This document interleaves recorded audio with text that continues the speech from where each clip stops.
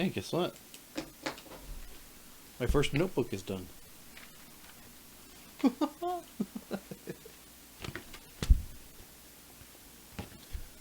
Nice.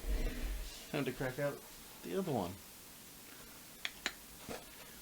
Hi, my name's Sebastian. This is Vision Denial and the Road to MSI, where I watch every playoff series from all 12 regions. Yeah, including that one. And this one over here, where we have Schalke 4 versus Rogue. And guess what? This is pretty neat. This is a pretty neat series. Not gonna lie. I've expected quality out of Europe. Unlike when they were doing their Worlds 2020 playoffs, where like it was kind of all over the place. It doesn't surprise me that these two teams did definitely bring a competitive spirit to this series, and I don't have very much to complain about. So let's talk about the few bad things, then, and then we can gush about the good things. I think Rogue has a reliance on a composition type that isn't super suited for this meta. There's nothing necessarily inherently bad about it, like in terms of synergy, compositionally speaking.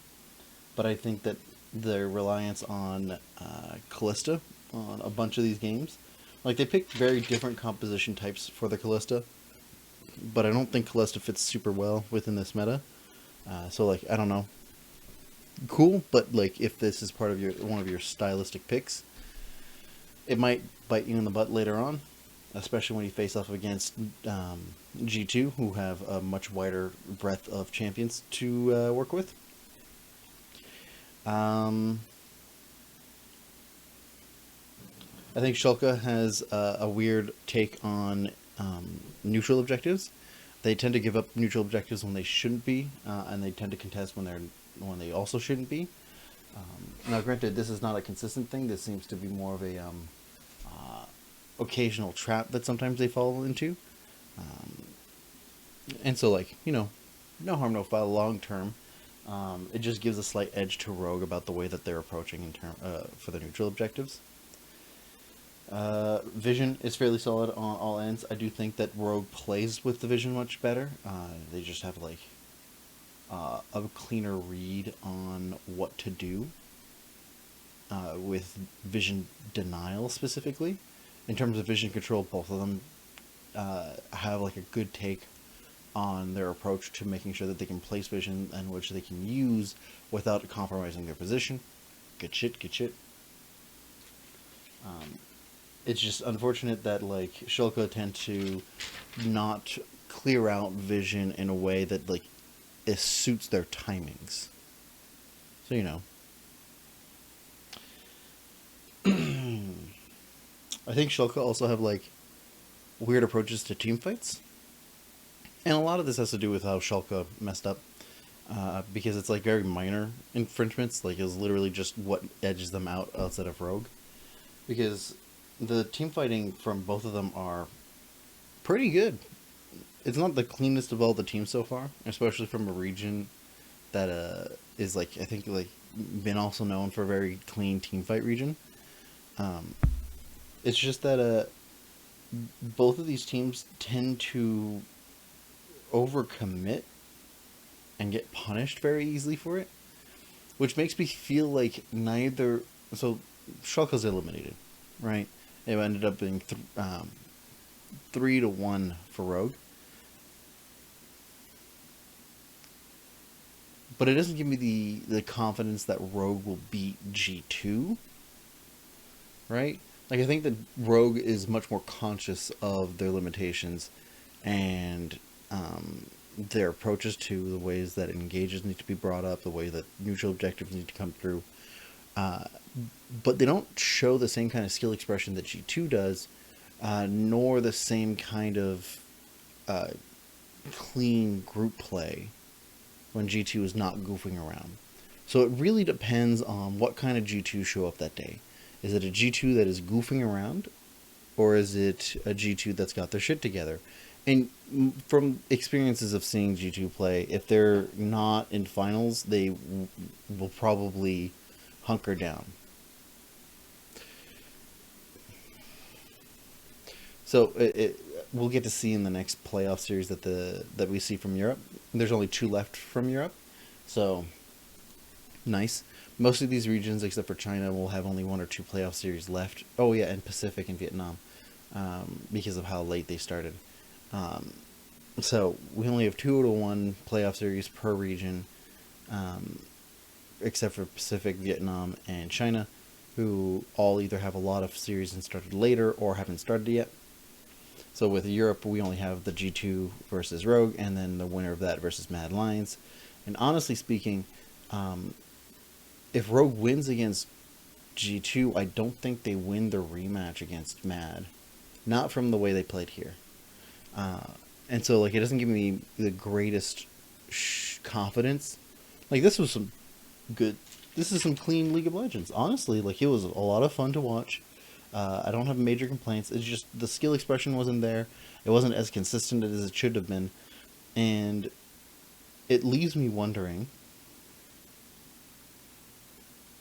what the actual, like, floor of skill is for Europe.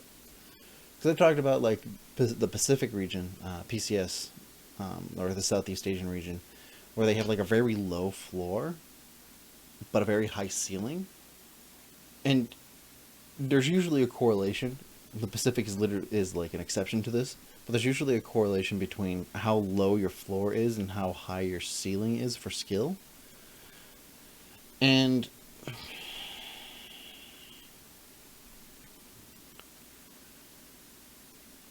the lowest floor that I've seen out of China and Korea is higher by a certain degree, like a certain amount of factors, than Europe's. Now, I mentioned in a video for the Korean playoff series that I thought that Europe and China might egg them out, and maybe that Europe might be, but I don't know if that's the case watching this. Mad Lions, I still like the way Mad Lions plays, but if they only have to compete versus this,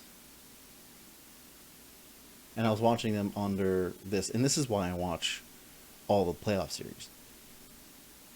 The context of how good these other teams are vis-a-vis the team that qualifies is an important lens to look at how all these other teams play. Because it's not how good the team is or how clean they were playing all of their playoffs to qualify for the international tournament. It's how good are the other teams also, in which the team that qualifies shows skill. Right?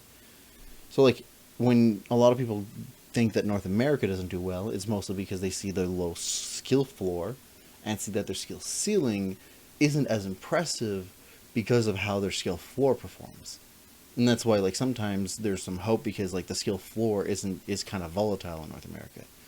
Same thing with Korea. Korea has, like, a very high skill floor compared to most other regions. It's a smaller region in terms of teams out of the context of, like, there's just a fuck ton of teams in China, but they have the same number of teams for most of the major regions. They have 10 teams. And so, like, their skill floor is usually higher. So anything that, like, really showboats and performs extra well compared to that is significantly notable. The floor in Europe is not... It's not bad. That's the thing, right? Like, contextually speaking, most of these teams in the playoffs for Europe would probably beat all of the tier 3 and 4 teams that will qualify from those regions, right? Like, whatever team...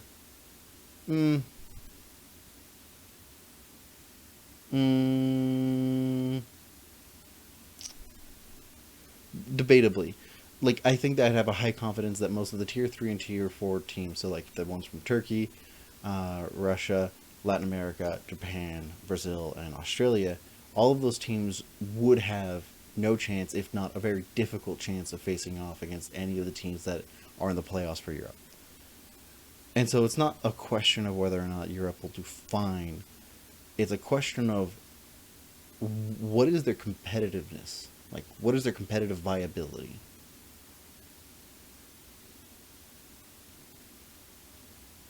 And given the performance I saw with these two, even though not bad, it left a lot to be desired because it was by the books in some cases, in some other cases not. Like they overcommitting on some of these plays, very low skill expression overall. I think like the players to watch really out of like Rogue specifically, because I didn't think very much of Schalke's team. Unfortunately, this game I really liked how Schalke played against G2, but G2 is a mixed bag of a team. But the way that they played against Rogue this team, it wasn't. It left me a lot to desire. Hansama is great. I'm not gonna lie here. I think that's the Hansama and Broken Blade. They're not in the same team. Schalke had Broken Blade, and honestly, awesome on Broken Blade. He's fantastic. And Hansama and Otoame are like those four players. I think show the highest skill ceiling, like high skill expression out of all of these teams. But it wasn't anything that I would think is comparable to some of the skill expressions seen in MAD and G2, let alone any of the other regions. And if that's what is being competed with, how do we gauge the winner of the likelihood to be G2 versus MAD?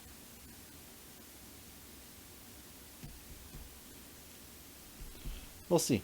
We'll get the chance to look over whenever a region finishes off their playoffs. I will put up the image of the thing that shows where they land in which group, and then my thoughts on their likelihood of winning against the regions in their group.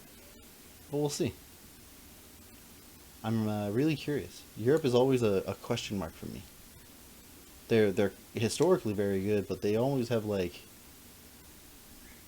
something like they're either really overperforming or really underperforming, and they never have like a kind of middling day, at least internationally speaking.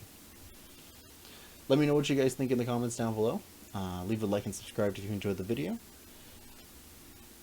Next up, we go back to Brazil for the Red Canids versus Vortex, I believe is the name of the team. Vorax. So Red Canids versus Vorax. Thanks for watching. See you in the next one. Ciao.